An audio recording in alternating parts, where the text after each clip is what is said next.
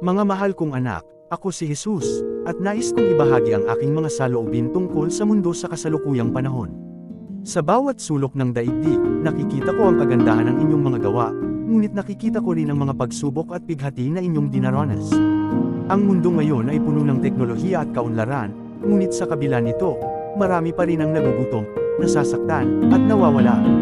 Marami sa inyo ang nahuhulog sa tukso ng material na bagay, nalilimutan ang tunay na halaga ng pagmamahal, pagkakaibigan, at pananampalataya.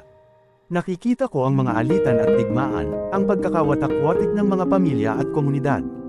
Ang bawat pagkakahati at galit ay nagdudulot ng sugat sa aking puso. Subalit, huwag kayong mawalan ng pag-asa, sapagkat ang pagmamahal ng Diyos ay laging naririto upang magbigay ng lakas at pag-asa.